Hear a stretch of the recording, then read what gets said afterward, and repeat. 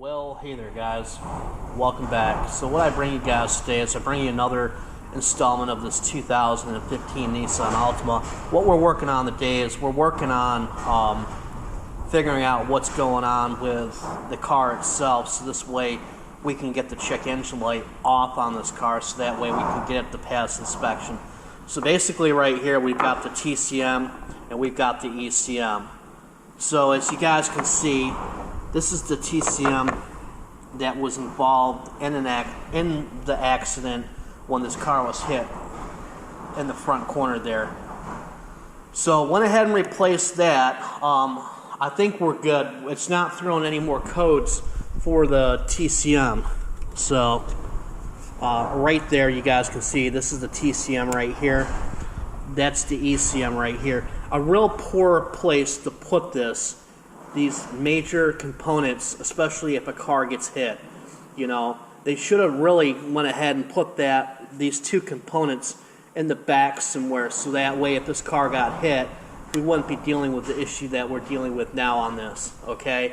So basically, you know, we've got the code situated for that. So we've got one code that we're trying to figure out right now, which is for the knock sensor. So basically what I did is I just went ahead and cleared the codes. What we're going to do is we're going to take a look and see if there's any codes pending right now in the ECM. So there's no codes pending right now. So what we're going to do is we're going to start the car and see what actually comes back.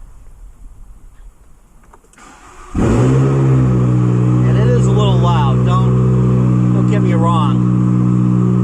So let's see what we have coming back. So we initially get that p0328 code for the knock sensor.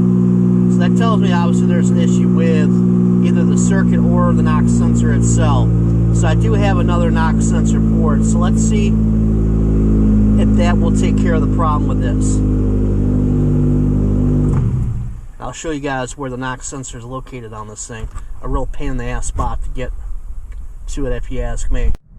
Okay, this is what it takes to do a rear knock sensor on one of these Altimas. You can see I've got the axle shaft out. I've got the intermediate bearing housing out. Let's go ahead and peep underneath the car and I'll show you exactly what I mean. You see, I've got pretty much everything out, so that way I can get my hand up in there and get this knock sensor out. A real pain in the you-know-what on this. Okay, as you guys can see, actually I had to pull the exhaust here. You'll see right there, you can see the exhaust is sitting right there. Had to pull the exhaust, we had to pull the rear motor mount right there, and obviously we went ahead and pulled the axle. So now this gives us room to get up in here and do what we need to do, okay?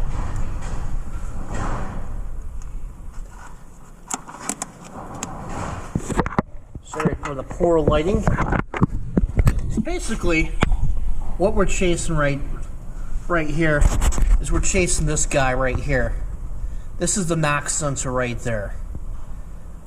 Nissan put this thing in a real piss poor location on this generation Altima, okay? On the 2007 to 2012 Altimas, you do not have this support right there. What I'm referring to is this support right here, this brace right here, okay? The intake manifolds on the previous generation Altima, on the 2.5s, are a little bit different, okay? This kind of reminds me of a KA24DE engine on the previous generation Altima from like 93 to 01. Those were a real bear to get to, okay? So you guys can see right here, this is the knock sensor right there that we're after.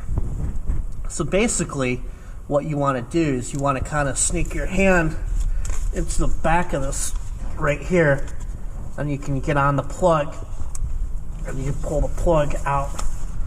So let me go ahead and see if we can find a pair of long reach pliers. We'll get up there and pull that plug off.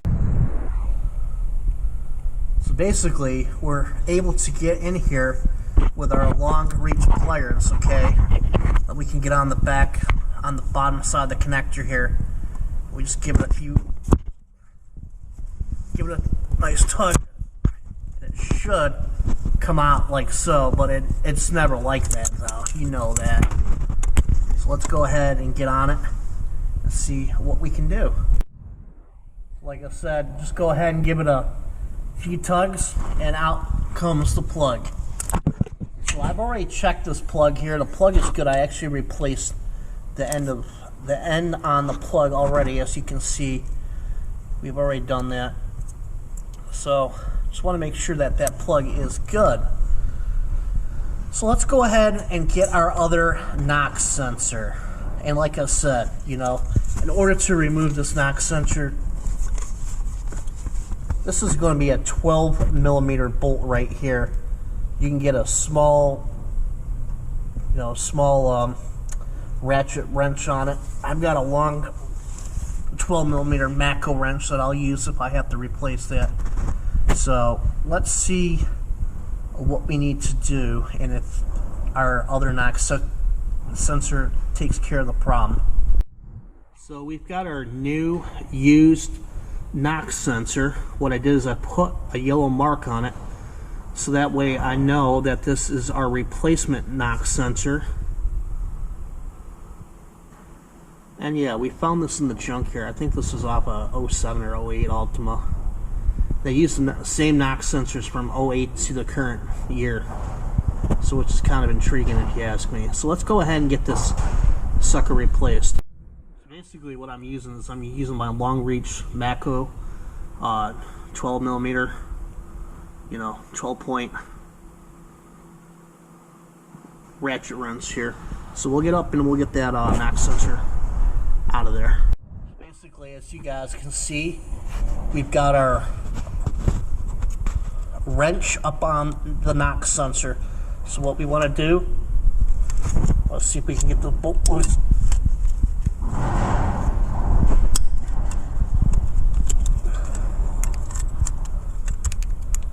So now, with the bolt loose, what we want to do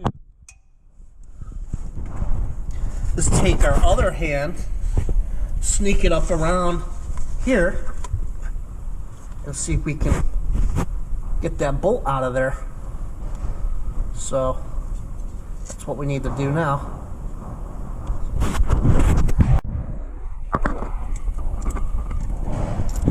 Okay, so we finally got that sensor out after screwing around with it for about 10 minutes. It's very, very tight back there, but you can work that bolt out. And yeah, we finally got it out. So what we're going to do is we're going to mount the new one in and see if it actually works. Okay, as you guys can see, for test purposes, we mounted the sensor up here on the side of the cooler right there. Have I relocated sensors before? I sure have. And unfortunately with this one right there, that's a real bugger to get back up in there. So just for test purposes, we're going to mount that right there, and we're going to see if this actually takes care of our code. So hopefully it does. And another thing too that you want to do is you want to make sure that you plug this O2 sensor back in. I'm not saying that it will throw a code, but you definitely want to make sure that you plug it back in. So let's go ahead and see if this actually takes care of our knock sensor code. So we're back in the car here. What we're going to do is we're just going to go ahead and clear our engine codes.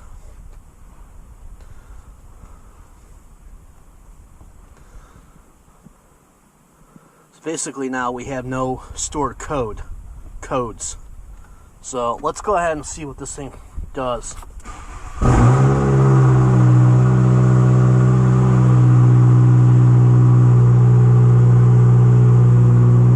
Oh yeah, you can see that it returned right away. So my conclusion would be that maybe there's something wrong with that circuit. The next thing to do is I'm going to have to go ahead and pull an all data on this. We're going to have to take a look at the wiring integrity on it. And I did notice too, I looked up on AutoZone's website, and that sensor's brand new. It's only like 28 bucks. I was on O'Reilly's website too, and that same sensor is $185 from O'Reilly's. Kind of crazy if you ask me.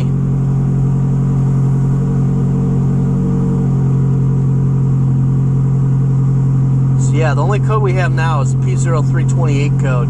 So that tells me that everything else is good on the car here, so I think we're good to go on that. Well, we'll catch you guys on the next one. See ya.